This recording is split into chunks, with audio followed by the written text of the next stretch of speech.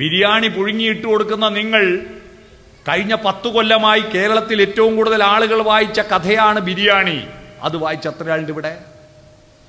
ഒന്ന് കൈവക്കിയാട്ടെ. ബിരിയാണി എന്ന് പറഞ്ഞ കഥ സന്തോഷ് ഏച്ചിക്കാനം എഴുതിയ ബിരിയാണി എന്ന് പറഞ്ഞ കഥ കേരളത്തിൽ 10 കൊല്ലത്തിൽ ഏറ്റവും കൂടുതൽ ആൾ വായിച്ച കഥയത്.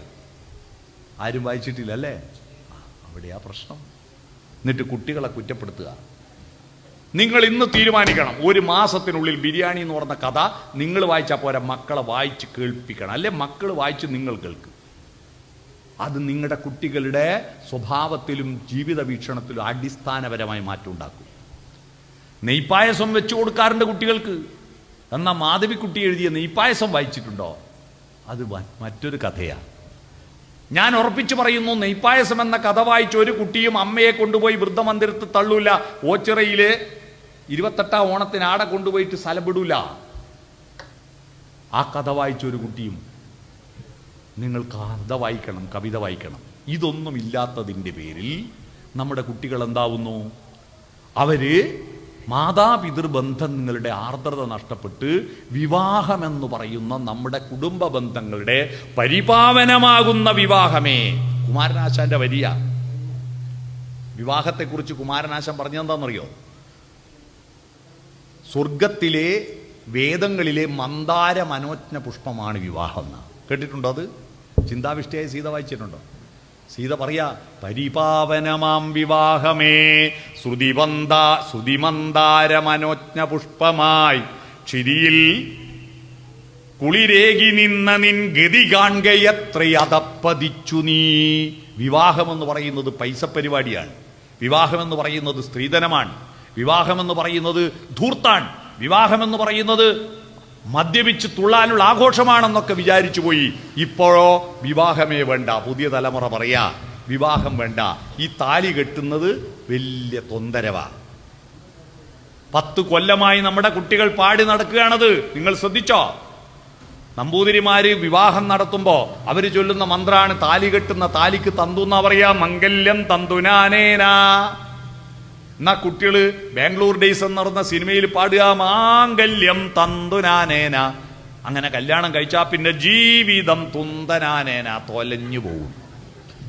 അതുകൊണ്ട് കല്യാണം എന്ന പരിപാടി വേണ്ട. പിന്നെ എന്താ ചെയ്യേണ്ടത്? ശരീരത്തിൽ ഇണചേരാൻ ആണും പെണ്ണും എവിടെയെങ്കിലും ഫ്ലാറ്റ് എടുക്കുക, റൂം എടുക്കുക, ഒന്നിച്ച് താമസിക്കുക, എന്നിട്ട് കുറെ കാലം ഒന്നിച്ച് താമസിക്കുക, എന്നിട്ട് വേണ്ട തോന്നുമ്പോൾ 2 വഴിക്ക് പിരിയുക. Living together. അതിന്റെ പ്രൊമോഷൻ പാട്ടായിരുന്നു അത്. മനസ്സിലായിരുന്നോ? Living together. ഒന്നിച്ച് താമസിച്ച് പിരിഞ്ഞു പോകുമ്പോൾ ഇവള് ഗർഭിണിയായ അയലുണ്ടാകുന്ന കുട്ടികളെ ഓൻ്റെ അച്ഛൻ നോക്കുവോ? നിങ്ങൾ ആലോചിച്ച് നോക്കൂ. നമ്മുടെ കുടുംബ ബന്ധത്തിന്റെ അടിത്തറ പൊളിയാ. അച്ഛനും അമ്മ, അമ്മാവൻ, അമ്മായി, സഹോദരൻ, സഹോദരി, അപ്പൂപ്പൻ, അമ്മൂമ്മ എന്നുള്ള ബന്ധമില്ലെങ്കിൽ മൃഗങ്ങളെ പോലെയാവില്ലേ നമ്മള്? അങ്ങനെയുള്ള കുട്ടികൾ ഇപ്പോ മാതാപിതാക്കളെ, നിങ്ങളെ സേവനമൊന്നും എനിക്ക് വേണ്ട, മാതാപിതാക്കളെ മാപ്പ്, ഇനി അങ്ങോട്ട് തന്നിഷ്ടക്കൂത്ത്. ആവേശം എന്ന് പറഞ്ഞ സിനിമയുണ്ട്. ആ സിനിമയിലൊരു പാട്ടുണ്ട്, ഇല്ലൂമിനാട്ടി ഇല്ലൂമിനാട്ടി. അതിൽ മഹിഷാസുരന്റെ തുള്ളല് കാണാം. മഹിഷാസുരൻ പോലും കുടിക്കാത്ത വെള്ള കുട്ടികൾ കുടിക്കണമെന്ന് പറഞ്ഞേ. എന്താ അത്? മദ്യമല്ല, കട്ടച്ചോര കൊണ്ട് ജ്യൂസ് അടിച്ച് സോഡാ സർബത്ത്. ആ പാട്ടിലെ വരിക എന്താ കേൾക്കുമ്പോൾ തന്നെ ഞെട്ടിപ്പോന്നില്ലേ? കട്ടച്ചോര കൊണ്ട് ജ്യൂസ് അടിച്ചിട്ട് സോഡാ സർബത്ത്. വിദ്യാരംഭം കുറിക്കുന്നത് എങ്ങനെയാ? പേനാ കത്തി കൊണ്ട് വേറെ ആളെ പള്ളക്ക് വിദ്യാരംഭം കുറിച്ചവനെ നിന്നെ പടച്ചവന് 10ൽ 10 മാർക്ക് തന്നു. എന്തൊരവസ്ഥയാണ്! എന്തുകൊണ്ടിങ്ങനെ വന്നു? നമ്മുടെ കുട്ടികൾക്ക് ശരീരം മാത്രം വളർത്തി, ശരീരം മാത്രം വളർത്തി. അവരാ മാതാപിതാക്കളെ മാപ്പ്, ഇനി അങ്ങോട്ട് തന്നിഷ്ടക്കൂത്ത്. അടുത്ത പാട്ടായില്ലേ, ഉന്നം മറന്നൊരു പോക്ക് ഗുണപാഠങ്ങളോ മതിയാക്ക്, ഇതെൻ പാത എൻ അധികാരം, വഴി തെറ്റാനുമുണ്ട് അവകാശം. വൈക്കം സത്യാഗ്രഹം എന്തിനു വേണ്ടിയാ? വഴി നടക്കാനുള്ള അവകാശത്തിന് വേണ്ടിയാ. എന്നാൽ ഇപ്പോഴോ വഴി തെറ്റാനുമുണ്ട് അവകാശം. തനി നിറമെടുത്തണിയണ നെഞ്ചെ കാട്ടു തോന്നിയാസം, കാട്ടു തോന്നിയാസം. ഇത് പാടിയിട്ടാ കുട്ടികൾ തുള്ളുന്നത്. ഈ കുട്ടികൾ എങ്ങനെ ഭാവിയിൽ എന്താവും? ഭീകരമാണ് അവസ്ഥ. ഈ അവസ്ഥ നമ്മൾ നിർവികാരമായിട്ട്, ഇന്നത്തെ കുട്ടികളല്ലേ എന്ത് ചെയ്യാൻ പറ്റുമെന്ന് പറഞ്ഞിട്ട് കൈമലർത്തിയിരിക്കാനല്ല നമ്മളുടെ ജോലി.